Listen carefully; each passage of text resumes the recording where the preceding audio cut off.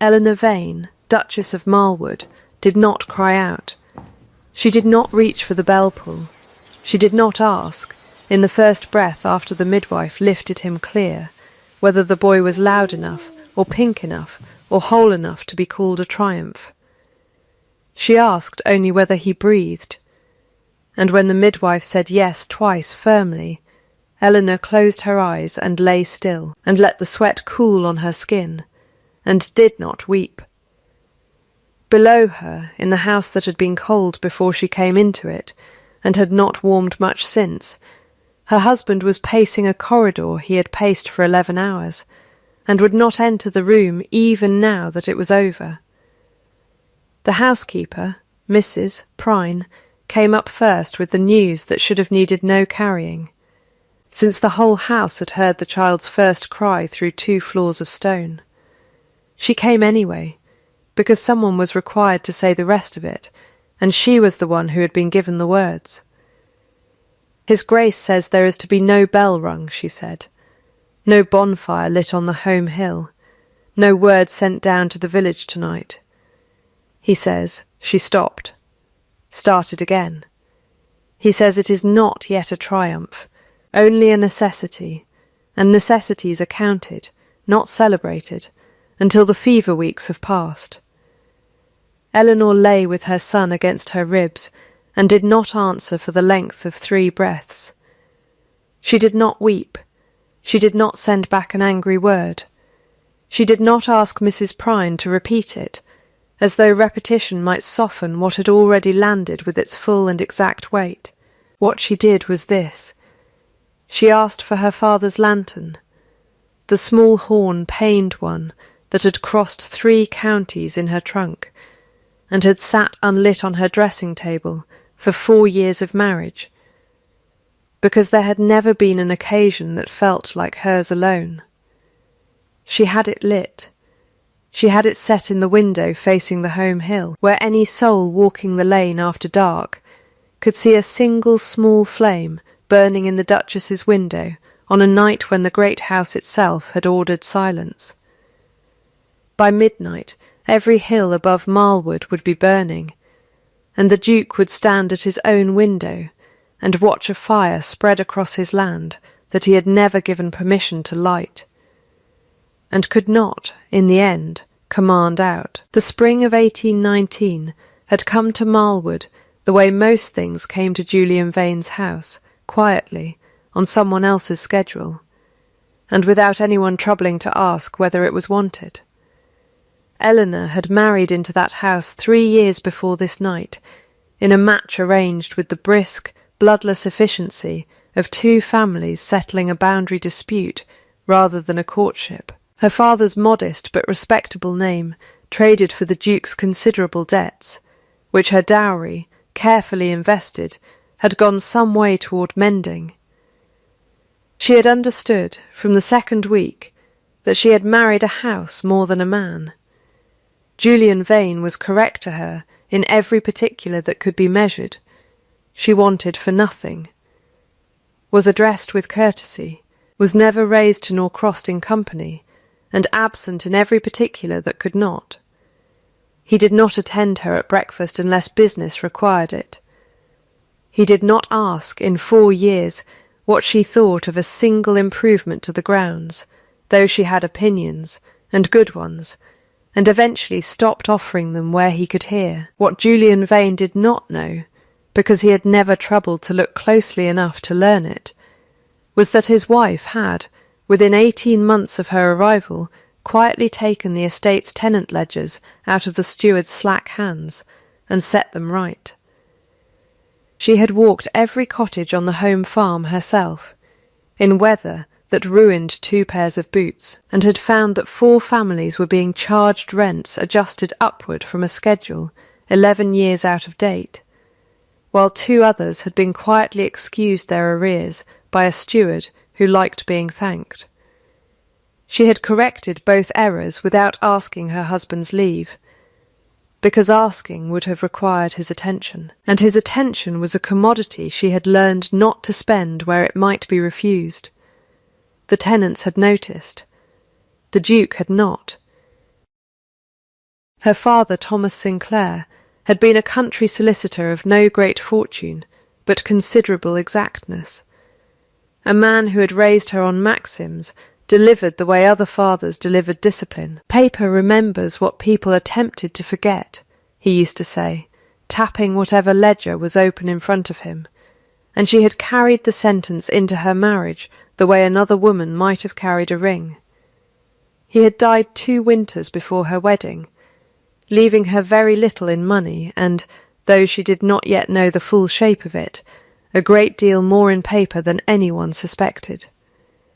There was a cousin, too, in those first years, Mr. Simon Voss, a pleasant, watchful man, some years older than Julian, who had been heir presumptive to the dukedom for the better part of a decade before Eleanor's arrival threatened that arrangement, and who continued to visit Marlwood with a regularity that had nothing to do with affection and everything to do with information. He was warmest, Eleanor had noticed early, precisely when he had the least reason to be, and she had learned to listen more closely to him when he smiled than when he did not. Julian's coldness, in those years, had a particular texture that Eleanor could not yet name. It was not temper, it was not disdain. It was the particular stillness of a man doing arithmetic he dislikes, performed at every mention of children, of futures, of anything that asked him to hope out loud. When her condition became known, in the autumn before this night, he had received the news in his study, with his hands flat on the desk, and had said only, "An heir is necessary. Eleanor, that is all this is," and had returned to his correspondence before she had finished closing the door.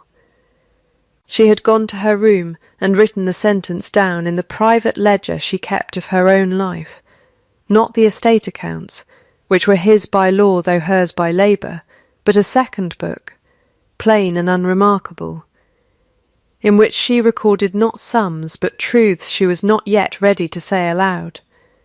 Necessary, she wrote, and not loved. There is a difference, and he has just taught me its exact shape. She had allowed herself, that night, 4 minutes to feel the sting of it. She had counted them on the mantel clock. Then she had closed the ledger and gone down to see about the granary roof, which needed mending before the first hard rain, because a roof did not care whether a woman had been called necessary, and neither, she had found, did anything else worth doing. The pregnancy had proceeded through a winter and into a spring in which Julian's distance had, if anything, sharpened. He asked after her health with the punctuality of a man consulting a weather-glass. He did not ask after her hopes. Mrs. Prine, who had served the house since before Julian's own birth, and said little that was not necessary, had watched all this with the particular patience of an old woman waiting for a slow storm to finally break, and had said to Eleanor once, folding linen with hands that did not pause, "He is not cold, the way stone is cold, your grace. He is cold, the way a burned man is cold. He has learned that reaching for the fire costs something." Eleanor had filed that sentence away with the others. In the drawer of her mind she kept for things she was not yet permitted to understand. The labour had begun on a Tuesday in April, and had lasted through the night, and well into the following morning, and Julian had not entered the room, not once, though he had not left the corridor outside it either, a fact Eleanor would only learn later from Mrs. Prine, who had found it strange enough to mention twice.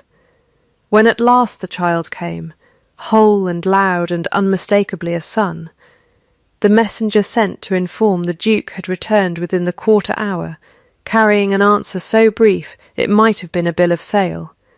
No bells, no bonfire, no word sent down, until the fever weeks were past.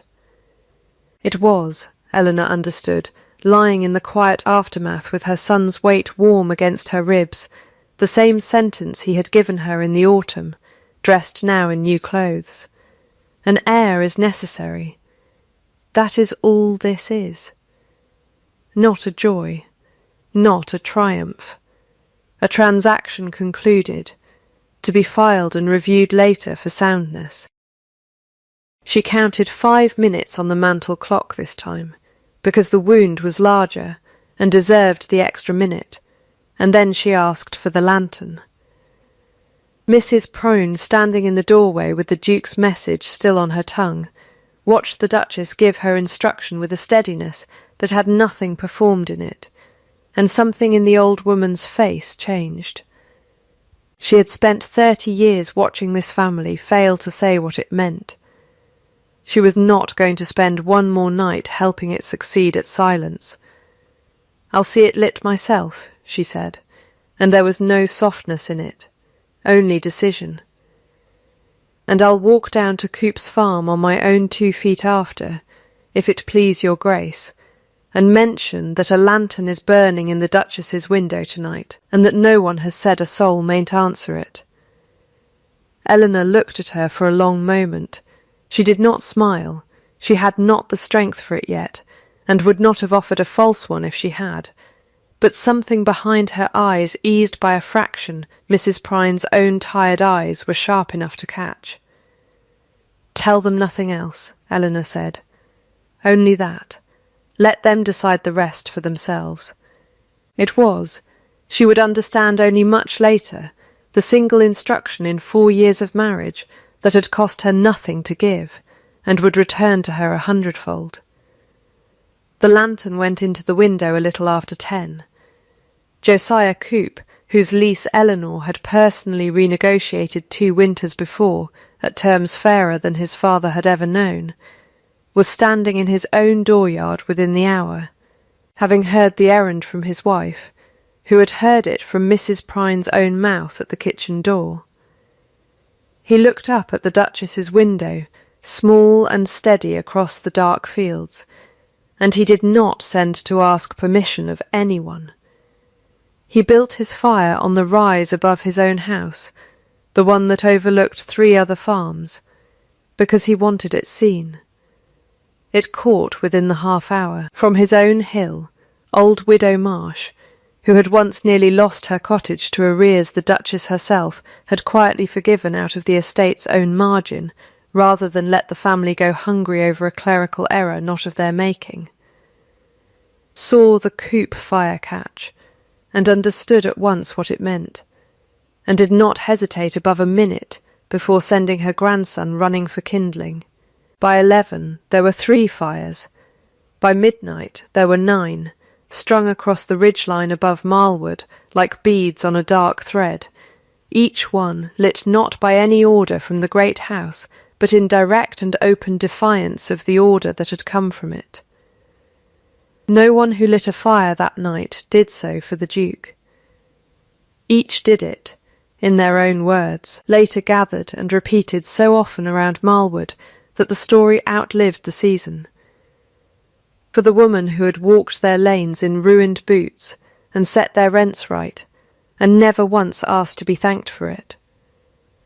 Julian Vane stood at his study window a little before 1 in the morning, and watched his own hills burn against a sky that had been, an hour before, perfectly dark, and felt something in his chest that he did not, at first, have a name for. He had ordered silence. He had received instead the loudest possible answer his county knew how to give, and it had not come from any hand he could command. He sent no one to put the fires out. He would tell himself later that this was prudence. 9 bonfires on private land were no business to disturb after dark with tired men and torches already lit.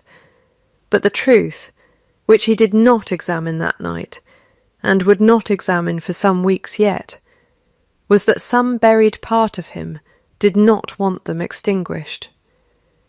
He stood at the glass long after his steward had gone to bed, watching light move across land that had felt, for 7 years, like the sight of a wound rather than a home, and for the length of that hour he allowed himself to want something he had trained himself, at considerable cost, not to want. By morning the fires had burned to embers, and the story had already outrun them. It travelled from dairy to dairy the way gossip in that county always travelled, which was to say the way water moves downhill, finding the lowest and quickest course without anyone directing it. The Duchess had lain in with her son not 4 hours before, had been told there would be no celebration, and had lit her own light rather than accept the silence. And half the parish had answered her within the hour, without being asked twice. It reached the vicarage. It reached the mill. It reached, inevitably, Mr. Simon Voss, who had ridden over from his own smaller property 3 miles distant the moment word came that the Duchess had been delivered of a son, and who received the fuller account of the bonfires with a face arranged into perfect, courteous concern, and a mind working considerably faster underneath it. A son changed everything for Simon Voss. He had spent 9 years as heir presumptive to a dukedom he had never expected to actually need, and had, in that time, grown rather more fond of the prospect than he would have admitted to anyone, least of all himself. He said, to the first person who would listen, that it was a touching scene, the tenants and their fires, though privately he began, that same week, to turn over an old paper he had not looked at in years, tucked at the back of a strong-box his own father had left him, and to wonder whether the ink on it might yet be made to matter. Eleanor knew none of this yet. She knew only that she had woken to a Duchess's morning quieter than any she had known. Her son sleeping in the cradle Mrs. Prine had aired and warmed without being asked, and that somewhere below her the house had absorbed, overnight, a small impermanent alteration in the weather between her and the county that no order from her husband could put back the way it had been. She did not yet know his reasons. She knew only his order, and she had answered it the only way she knew how to answer anything that wounded her, not with tears, but with work and light and the quiet, absolute refusal to let someone else's fear be mistaken for the whole truth of her son's arrival into the world. The name they gave him that week, over Julian's faint and uncontested preference for a family name reaching back 3 generations, was Thomas, after her father, and if anyone in the house thought it strange that the Duke offered no real argument, Eleanor herself understood it plainly enough. It was easier for a man who could not yet say what he felt to concede a name than to concede anything that required him to explain himself, and she took the concession for what it was, not tenderness, not yet, but the very first inch of ground he had given her, without being asked twice. She did not mistake an inch for a mile. But she noted it, the way she noted everything now, in the private ledger where sentiment had no place and fact had every place, and she closed the book and went down to see about the fever weeks.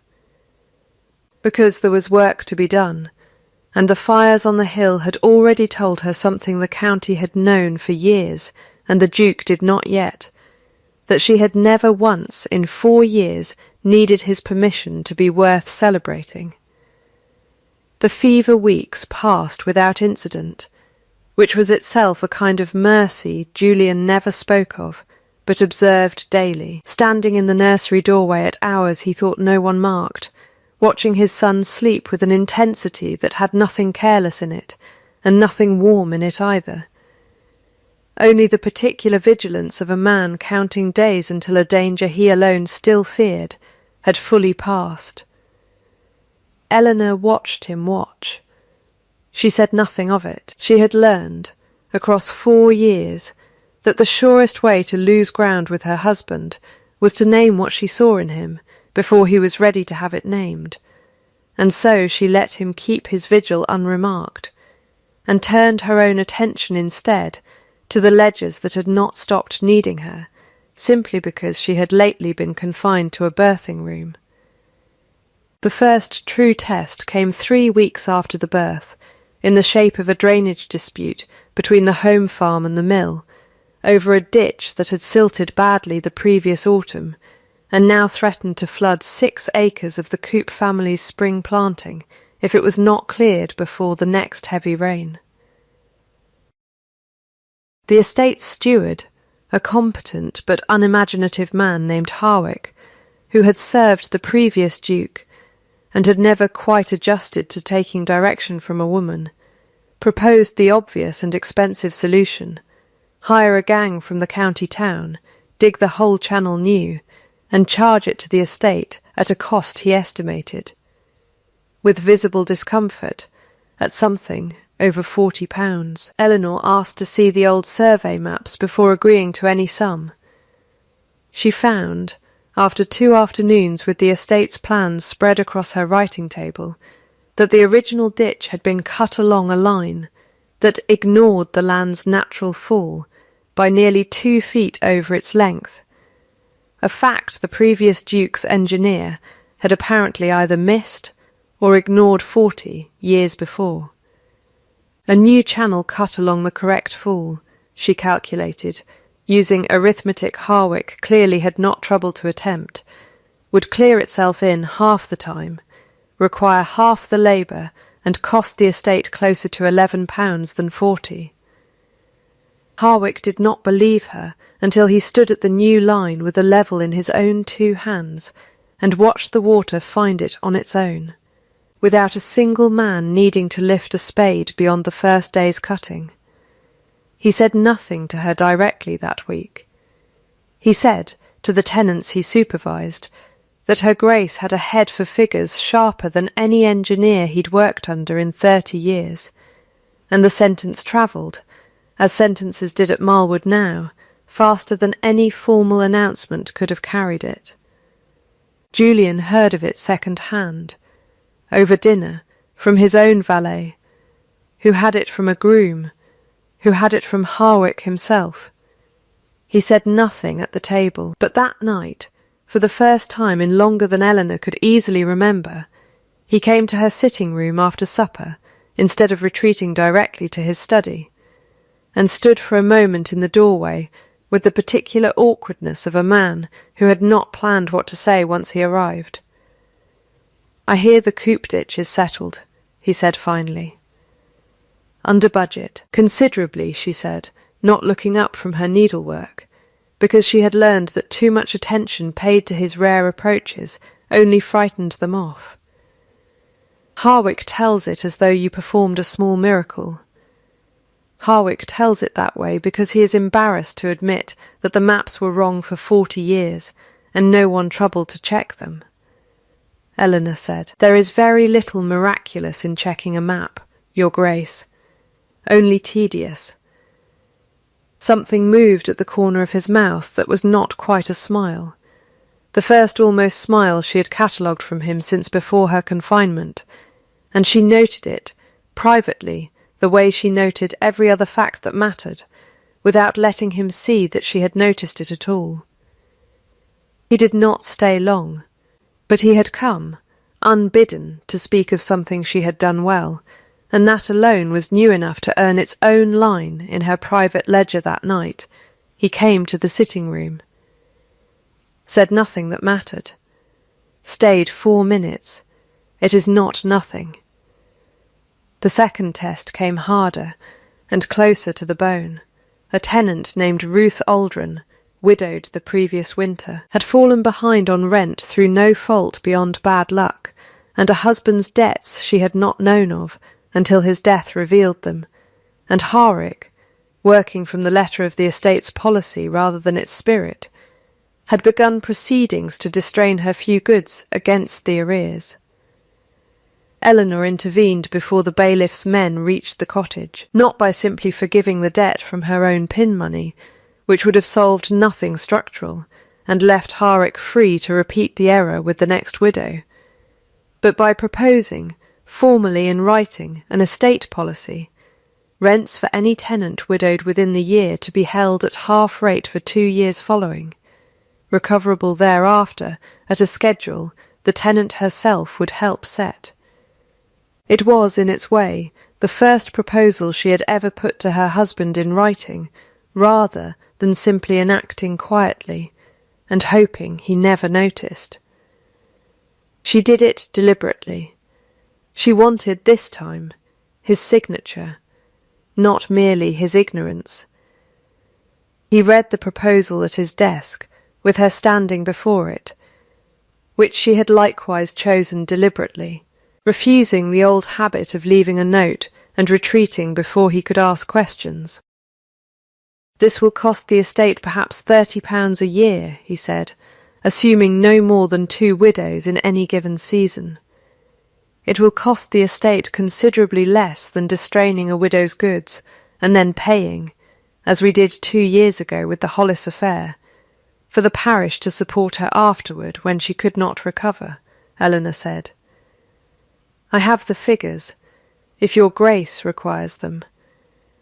"I do not require them," Julian said, and signed it, and it was only after he had set down the pen that he added, without quite looking at her, "You have always had a head for what things actually cost. I confess I did not think to ask, before now, what mine had cost you." It was not an apology. It was not even quite a question. But it was the first sentence in 4 years that acknowledged there might be a ledger with her name in it at all, and Eleanor filed it carefully, and said only, "Thank you, your Grace," and left before either of them could spoil it with more words than the moment could bear. That night, Mrs. Prine, folding linens by the nursery fire, while Eleanor sat with her sleeping son, offered, without being asked, a piece of the family's history that Eleanor had never been given in 4 years of marriage. "You'll have wondered," Mrs. Prine said, "why a man delights in nothing so much as denying himself delight." "I have wondered," Eleanor admitted. His mother, no, that's not right, forgive an old woman her tangles, his first Duchess, I should say. Lady Margaret, Mrs. Prine's hands did not pause at their folding, though her voice slowed. 7 years passed, near enough. She was carrying, same as you this spring, and the house was fair mad with joy of it, and bells were rung the night the pains began, before anyone had waited to see how it would end. His father was still living then, and he ordered the celebration himself, out of pure gladness, before the child was even born. And it went wrong. The babe came too soon, and did not live a day, and the fever took Lady Margaret within the week. And the bells that had rung for joy were still hanging in the ringers' ears when they had to ring the other kind. Eleanor sat very still. "He was 25 then," Mrs. Prine went on, "and he has never, not once since, let a happiness be spoken aloud before it was certain. It is not that he does not feel it, your Grace. It is that he has convinced himself feeling it too soon is what kills it." Eleanor looked down at her sleeping son for a long moment before she answered. "That is not love," she said quietly. "It is only fear wearing love's coat." "Aye," Mrs. Prine said, "but it wears it convincingly enough that a body might mistake the one for the other, if she isn't careful to look beneath the collar." Eleanor did not go to her husband that night with this new knowledge, though it altered, in one stroke, every account she had kept of him across 4 years. She understood, with the particular clarity of a woman who had spent her whole marriage reading a man's silences for meaning, that this was not a thing to be used against him, nor even, yet, a thing to be spoken of directly. It was a fact to be held, the way she held every other fact that mattered, until the moment came when holding it quietly would help him more than announcing it would help her. She did allow herself 1 line in the private ledger that night, longer than her usual entries. He did not choose coldness. He inherited it, the way a man inherits a scar he did not earn and cannot simply will away.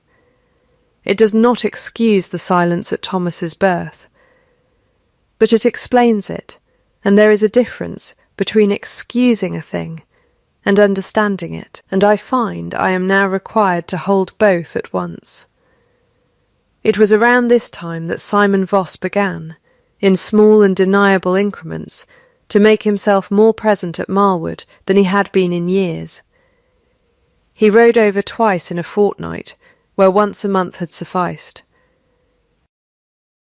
He asked with every appearance of ordinary cousinly interest after the boy's health, after the estate's accounts, after, once, delivered with a smile so mild Eleanor nearly missed its weight, whether Julian had ever fully settled the old business of his father's first arrangement for him, before the Duke's marriage to Eleanor had been arranged at all. What old business? Eleanor asked, because the question had been aimed. She understood at once, precisely at her ignorance of it.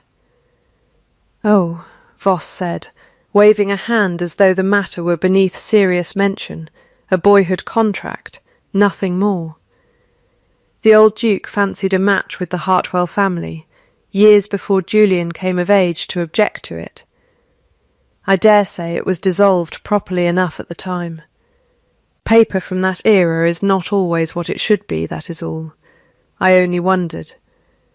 He left within the half-hour, having planted, with the precision of a man who had rehearsed the sentence more than once, a question Eleanor could not now unhear. She did not raise it with Julian that week. She raised it instead, quietly, in a letter to the family's solicitor, Mr. Ashby, a meticulous and incorruptible man, who had inherited his practice, as it happened, from her own late father, and who held somewhere in his chambers 4 decades of Marwood's paper going back further than either Julian or Voss had been alive to remember. She asked him, in careful and unremarkable language that gave nothing away, whether he might, at his convenience, confirm the full and proper dissolution of an old contract concerning the Hartwell family, entered into some 30 years before by the previous Duke. Mr. Ashby's reply took 11 days to arrive, and when it came, it was shorter than she had expected, and considerably more unsettling. He was, he wrote, presently unable to locate the dissolution papers in question among the Chamber's current files, though he recalled the matter distinctly from his own apprenticeship under her late father, who had handled the dissolution personally at the time. He would continue searching, he assured her, and would write again the moment he found what he sought. Eleanor read the letter twice, standing at her window with the home hill visible beyond the glass. Quiet now, the bonfire ash long since rained away, and felt, for the first time since her son's birth, something colder settle in her chest than any order for silence had managed to produce. Somewhere, paper that should have existed did not appear to exist, and the man most eager to have it disappear had just spent a fortnight making certain she knew, in the vaguest possible terms, exactly where to go looking for it. The letter from Mr. Ashby sat unanswered on Eleanor's writing table for 2 days before she did the thing she had not done in 4 years of marriage without a specific and pressing reason. She went to her husband's study uninvited, in the middle of the afternoon, and closed the door behind her. Julian looked up from his correspondence with the faint surprise of a man unused to being interrupted in his own territory. "I have a question," Eleanor said, "and I would rather ask it plainly than have it answered for me by your cousin, a little at a time, until I have swallowed the whole of it without noticing. Ask it then. Was there ever a contract between your father and the Hartwell family concerning your marriage before I was ever considered for the position?" Something crossed his face that she had not seen there before. Not guilt exactly, but the particular discomfort of a man being asked to account for his own father's decisions. There was some boyhood arrangement. Yes, I was perhaps 12. It came to nothing. My father dissolved it within the year, when the Hartwell fortunes altered and the match no longer suited either family. Do you have the paper that dissolved it? He frowned. I have never needed it. It was 30 years ago, Eleanor, and settled before either of us had any say in the matter. Simon seems to believe it may not have been settled quite as cleanly as everyone assumes, Eleanor said, and watched the colour shift in her husband's face as the implication reached him fully for the first time. He said this to you. He said it the way a man says something he wishes repeated, without ever having said it plainly enough to be blamed for it, Eleanor said. I have written to Mr. Ashby. He cannot presently locate the dissolution papers, though he recalls them existing, drafted at the time by my own father, who held the Marlwood accounts before Ashby inherited the practice. Julian was quiet for a long moment. If that contract were never properly dissolved, he said slowly, working through it aloud in the manner of a man forcing himself to name a danger, rather than flinch from it, then my marriage to you would be voidable, Eleanor said, because someone in the room needed to say the word plainly, and she had never yet been afraid of a fact simply because it was an ugly one. And Thomas, along with it, would cease to be your legitimate heir, which would leave the dukedom to fall, in the natural course of things, to the next male vein in line. Simon, Julian said. Simon, Eleanor agreed. He sat back in his chair, and for the first time in 4 years Eleanor watched her husband look genuinely afraid of something other than joy. This is why he has been riding over so often, he said. Not out of any fondness for the boy. I believe so, yes, and you came to me with this rather than simply investigating it alone. As I understand, you have investigated a great many things alone these 4 years. Eleanor met his eyes without flinching. Because this is not a ditch, your grace, or a widow's rent. This is the shape of my son's whole future, and I find I am no longer willing to carry the weight of it silently on your behalf, while you remain elsewhere in the house, arranging not to notice. It was the most direct thing she had said to him in the whole of their marriage, and she watched him absorb it the way a man absorbs a blow he has, on some level, been expecting for years, and never quite braced for. He did not answer with anger. He did not answer either with the easy apology of a man who has not yet understood what he is apologizing for. He simply sat very still and said, after a long moment, "You are right to say it," which was not everything, but was, Eleanor recognized, considerably more than he had ever given her before. That night he came to her sitting room again, and this time he did not stand awkwardly in the doorway, pretending the visit was incidental. He came in and sat, and after a silence long enough that Eleanor set down her needlework and simply waited, he said, "I have not been a husband to you in any sense that mattered. I have called you necessary. When you were doing the work of 2 people, and I was doing the work of avoiding my own house." "You did," Eleanor said. "I have not forgotten it. I do not ask you to forget it." He turned the ring on his own hand, a gesture she had never seen from him before, and would come, later, to recognize as the shape of his own discomfort made visible. "I ask only—" He stopped, started again. "May I see the lantern, the one you lit, the night Thomas was born?" It was not the question she had expected, and it undid something in her that 4 years of coldness had not quite managed to fully seal. She rose without a word, and brought it from the shelf where it had sat since that night, unlit, and set it in his hands. He held it a long moment, turning it as he had turned the ring, reading perhaps, in its plain worn brass, some history of a fire he had not been permitted to light for 7 years. "Your father's," he said. "Yes, I should like," he said carefully, as though testing whether the sentence would hold his weight, "to be the one who lights it, one day. If you would permit that." "Not tonight," Eleanor said, "and not with words. Show me, Julian, over time. That is the only proof I have ever trusted. From anyone." He nodded, once, and set the lantern down between them on the table, where it remained through the rest of that conversation like a small unlit promise neither of them was yet ready to strike into flame.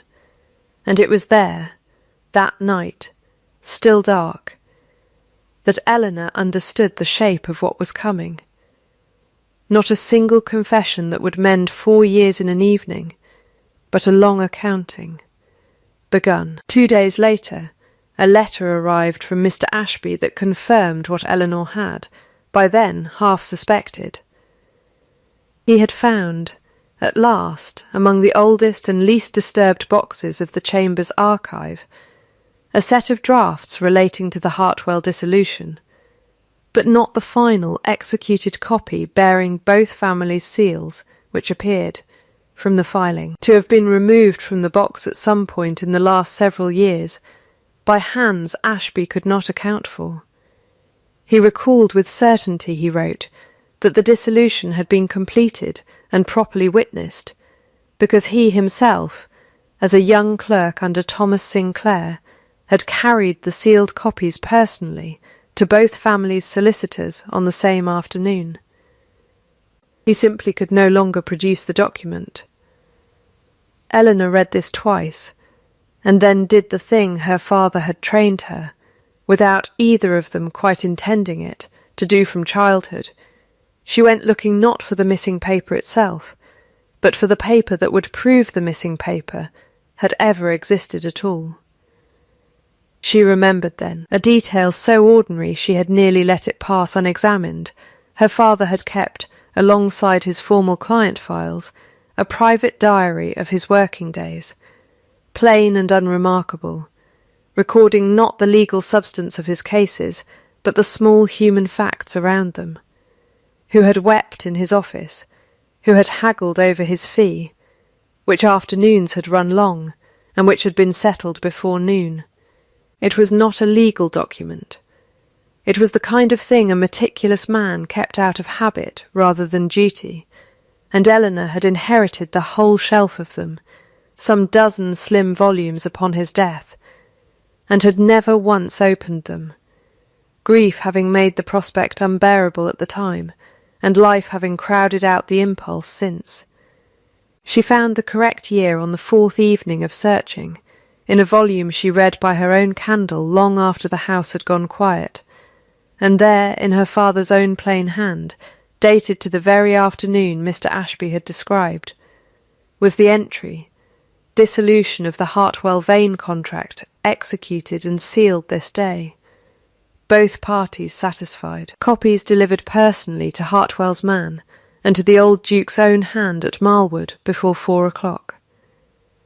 A tedious business, made tedious chiefly by the old Duke's insistence on a bottle of his best claret to market, which I declined, having 6 miles to ride home before dark.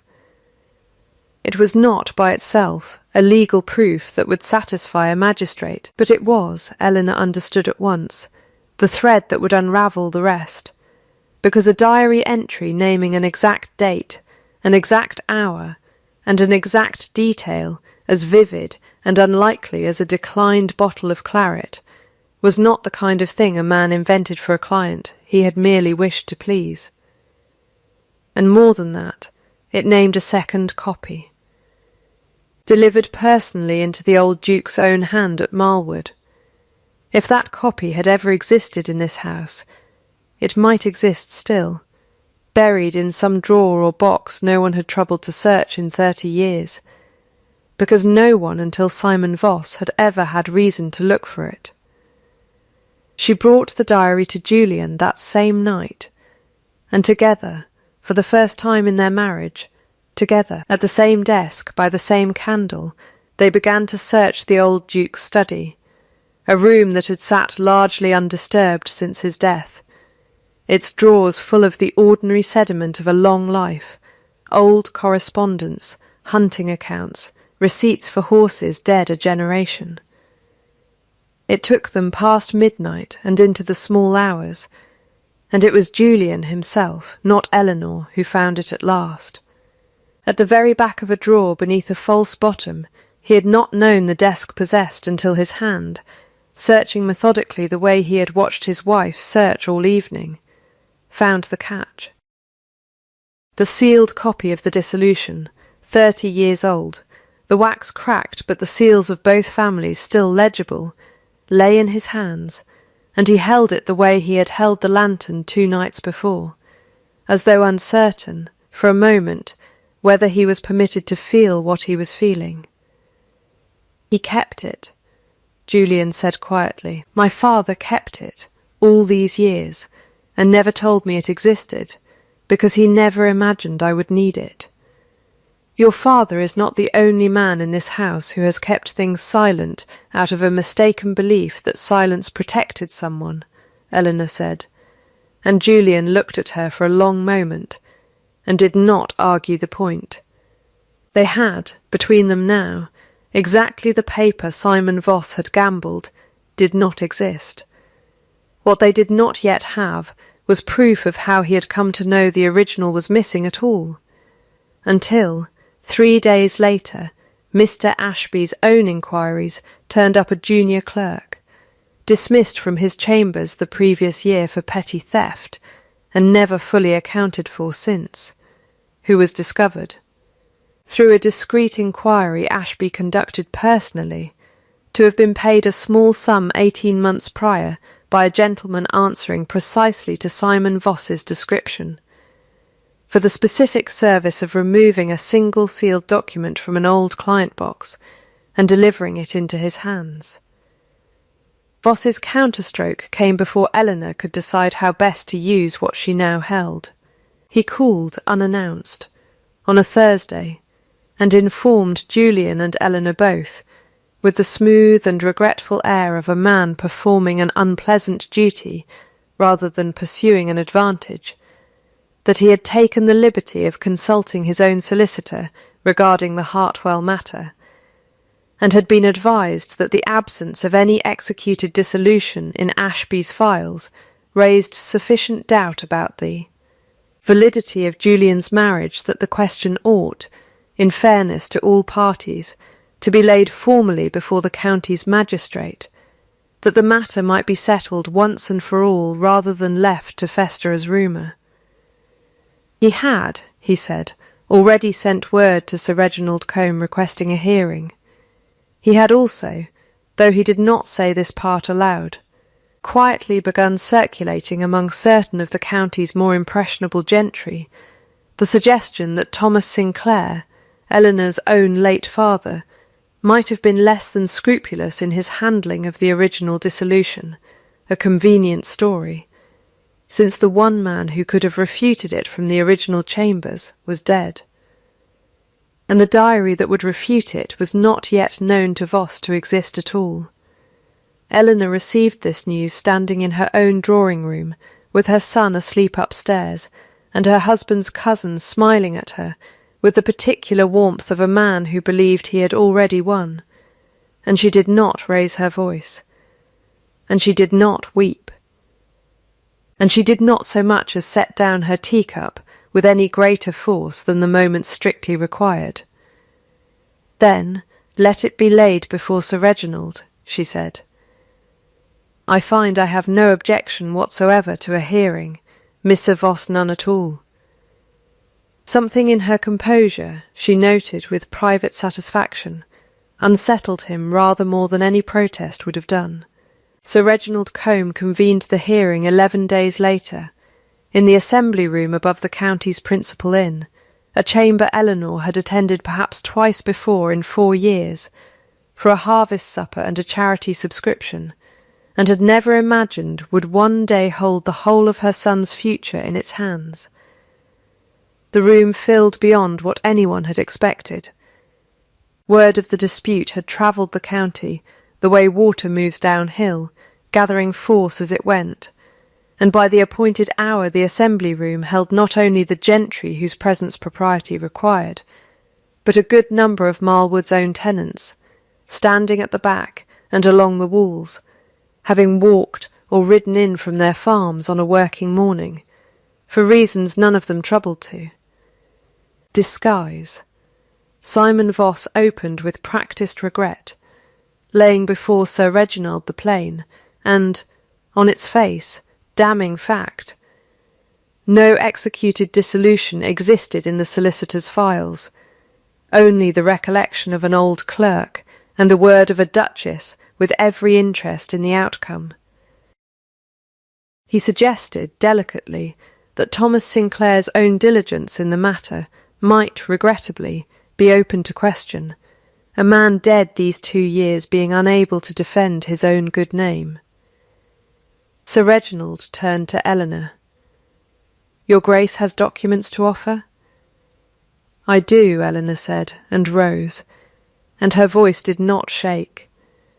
She laid before the magistrate, in order, without haste, the diary entry in her father's own unmistakable hand, dated and specific, naming the hour, the delivery, the declined claret, the sealed dissolution itself, both families' seals intact upon it, recovered from the false-bottomed drawer of the old Duke's own desk, where it had lain undisturbed for 30 years, and finally a sworn statement, obtained through Ashby's own careful inquiry, from the dismissed clerk who had been paid to remove the original copy from the Chamber's files 18 months before. "You will note," Eleanor said, "that Mr. Voss's solicitor discovered the absence of a document that Mr. Voss himself had already arranged to have removed. I would ask the room to consider how a man comes to know so precisely what is missing from a file he has never had lawful cause to examine." Voss's composure, which had held through the diary, and even, barely, through the recovered seal, did not survive the clerk's statement. Sir Reginald read the name of the payment source aloud, and asked Voss directly whether he denied it, and Voss began an answer that changed shape twice before he finished it, which in a room full of people trained by long county habit to read exactly such hesitations for exactly what they meant, was its own kind of confession. It was then that Josiah Coop stepped forward from the back of the room, without being called, hat in his 2 hands, and asked Sir Reginald's leave to speak. "I've no paper to offer," he said, in the plain unhurried speech of a man unused to grand rooms, but not at all unused to telling the truth. "Only this. I've known the Duchess 4 years, since she come to Marlwood, and I've known Mr. Voss the same 4 years, riding through now and again looking to see how the wind sat. I reckon this room can judge for itself which of the 2 has spent those years working for this county, and which has spent them waiting on it to fall into his hands." A murmur went through the room that was not quite applause, because the setting did not permit applause, but was, in every way that mattered, its equivalent. Widow Marsh spoke next, unbidden, of the arrears quietly forgiven. A dairyman spoke of the drainage corrected at 1/3 the promised cost, and by the time the room had heard 4 such accounts, unrehearsed, and each in its own plain voice, Sir Reginald did not require a 5th to reach his conclusion. He ruled the dissolution valid, the marriage sound, and the boy Thomas legitimate heir to the dukedom beyond any further question, and he noted, for the record, that the matter of the missing document and the payment behind its removal would be referred to proper authority for Mr. Voss to answer, as that authority saw fit. The room turned then, visibly, audibly, the way a tide turns, not all at once, but unmistakably. Gentry who had greeted Voss with easy familiarity an hour before now finding reasons not to meet his eye. tenants who had stood silent at the walls now straightening, as though a weight had shifted off their own shoulders alongside the Duchess's. Eleanor watched Simon Voss's face. In the moment the room's judgment settled fully upon him, and saw something behind his practised warmth simply go out, the way a candle goes out not from being blown upon directly, but from having, at last, run out of anything left to burn.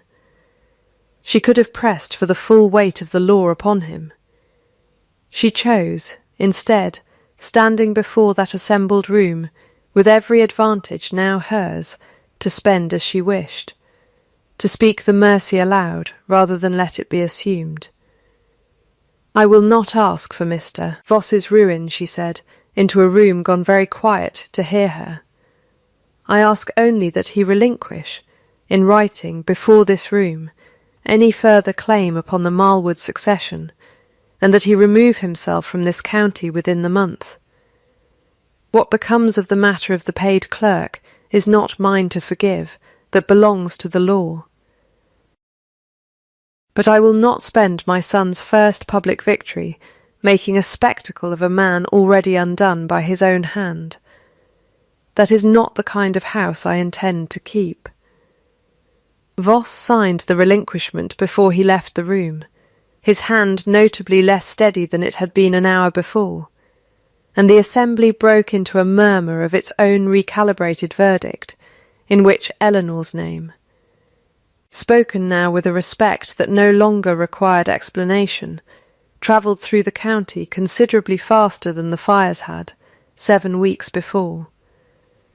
Julian, who had sat beside her through the whole of it saying little, offered no public speech of his own. But as they walked out together into the ordinary daylight of a market-day street, he took her hand, in front of the whole dispersing crowd, for the first time in 4 years of marriage, and did not let it go until they reached the carriage.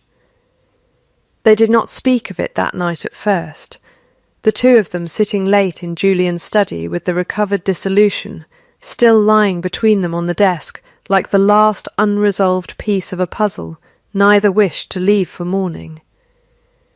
It was Eleanor who finally broke the silence. "I require 2 things of you," she said, "and I would rather ask them plainly than wait for you to guess at them and get them wrong." "Ask," Julian said. "An apology is not the same as an explanation," she said. "You owe me both, and I have had, from you, only the beginning of either. I do not want a speech, Julian. I want the whole of it. Why a boy of 25 came to believe that joy spoken aloud was a debt collected in grief. I have heard the shape of it from Mrs. Prine. I want it from you." He was quiet for a long moment, and when he spoke it was slower than his usual measured cadence, a man forcing each sentence out past some old obstruction. "My father ordered the bells rung the night my first wife's labour began," he said, "before anyone knew how it would end. I remember the sound of them, Eleanor, all through that night, and I remember them still ringing when the physician came out and told my father the child had not lived past his first hour. And I remember them ringing 3 days later, at Margaret's funeral, because the ringers did not know the difference between one occasion and another, only that the Duke had told them to ring. He stopped, started again. I told myself after that grief comes fastest to houses that celebrate too soon. It is not a reasonable belief. I have known it was not reasonable for 7 years, and I kept it anyway, because unreasonable fear was easier to live inside than the plain fact that I had simply been afraid, and had let my fear decide for me what my own son's birth was permitted to mean. "That is the explanation," Eleanor said quietly. "I have it now. I will not ask you to repeat it. But I still require the apology, separately, and in your own words, for what that fear cost me specifically. Not Margaret, not your father's house, but me this spring, in a birthing room." told that my son was necessary, and nothing more. Julian looked at her for a long moment, and something in his face, which had spent 7 years disciplined into stillness, finally broke its own discipline. "I am sorry," he said. "Not sorry that it happened, as though it were weather I could not help. Sorry that I chose it. I told you an heir was necessary, and that was all, and I have turned that sentence over more times this last fortnight than I care to admit, because it was a coward's sentence, and you deserved a braver one from the very first day I knew you carried him." "All right," Eleanor said. "All right, then," Julian said, and something in the plain exchange of those 4 small words settled between them like a signed page. Her conditions, when she named them, were not many, but she named each aloud and required his answer to each in turn, rather than allow the whole to pass as a single vague understanding, easily forgotten by winter. "The tenant ledgers remain mine to keep and to correct, without requiring your signature after the fact, though I will show you the accounts each quarter as a courtesy, not a duty." Agreed. Any policy touching the estate's people, wages, rents, widows, the like, is decided jointly from this day, and not announced to this house by proclamation, while I learn of it second hand from the housekeeper. "Agreed," Julian said, and had the grace to look briefly ashamed of the memory that condition plainly referenced. "And when our son is old enough to understand it, he will be told the truth of the night he was born, not to shame you, but because I will not raise a boy on a house's silence the way you were raised on one." Julian was quiet at that, longer than at the others, but he nodded at last. "Agreed," he said, "though I confess it frightens me more than the hearing did." "Most true things do, at first," Eleanor said. "There remained one further reckoning that autumn, though it was smaller than the others, and required only a single evening. Harwick, the steward, came to Eleanor privately, hat in hand, much as Josiah Coop had held his in the assembly room, and admitted that he had known, for some years, of small liberties the previous steward before him had taken with certain tenant accounts, and had said nothing out of old loyalty to a dead man's memory rather than any dishonesty of his own, and that this silence had cost the very widow whose rent Eleanor had corrected that spring more hardship than his conscience could now comfortably carry. Eleanor heard him out fully, without interrupting, and accepted the apology plainly, and told him only that the ledgers going forward would be checked jointly each quarter by them both, so that no silence of that kind would again have room to grow undisturbed in a dark corner of the estate's paper. "Fair enough, Your Grace," Harwick said, and meant it, and it was, in its small way, one more piece of the house's long unspoken business finally spoken. The winter that followed was not dramatic, and Eleanor was glad of it, because she had had drama enough that year to last a decade, and what she found she wanted now, more than any further reckoning, was simply the accumulation of ordinary days that meant, one by one, very little, and together meant everything. Julian began taking breakfast with her each morning, a small thing that cost him nothing to arrange, and had simply never occurred to him to arrange before.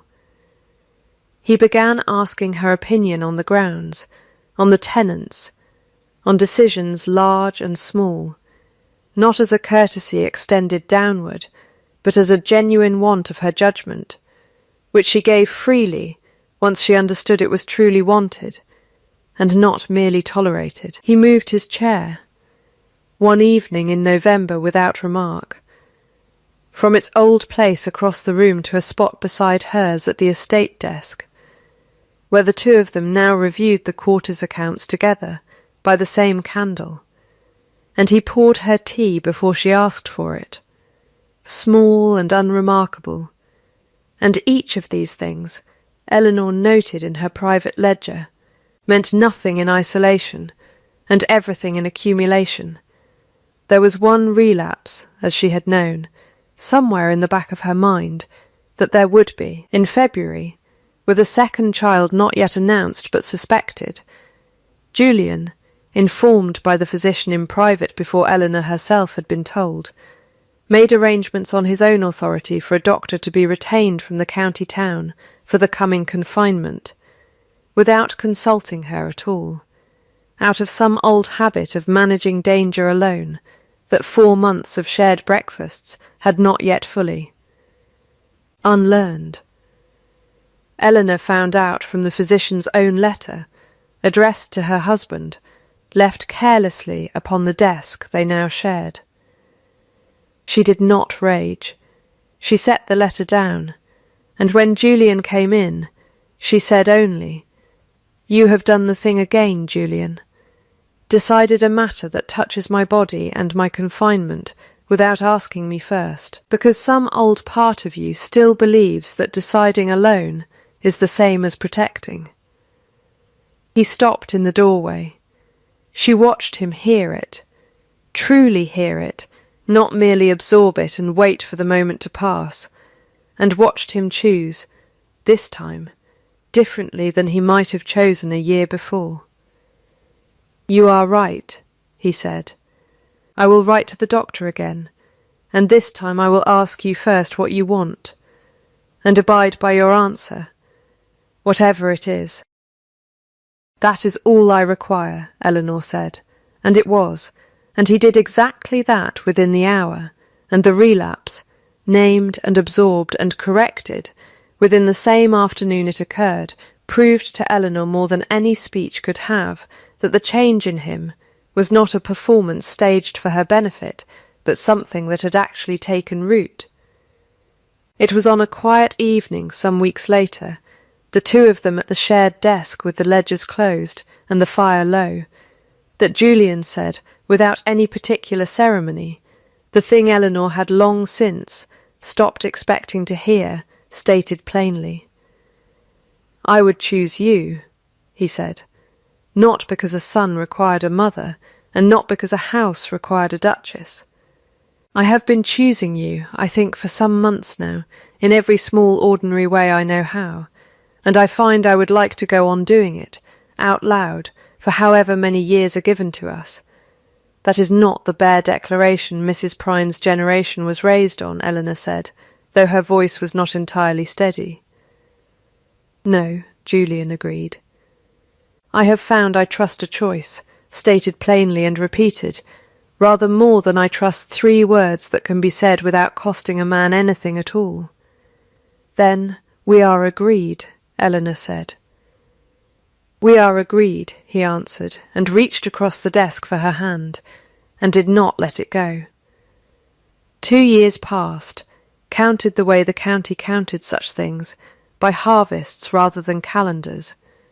Thomas grew from an infant no one had been permitted to celebrate into a boy of 2, sturdy and curious, who knew his father's face as well as his mother's, and who would, in later years, be told the truth of the night of his birth exactly as Eleanor had promised, not as an accusation, but as a lesson in what fear costs a house that lets it govern unspoken. A daughter came the following spring, and this time the bells rang at Marlwood before the sun was fully up, rung by Julian's own order, given the moment the physician confirmed both mother and child sound, because he had learned at last the difference between celebrating recklessly and celebrating honestly, once the facts on the ground had earned it. Simon Voss settled, in the end, in a distant county, in a modest situation arranged through connections too thin to spare him the come-down, but not so thin as to leave him destitute,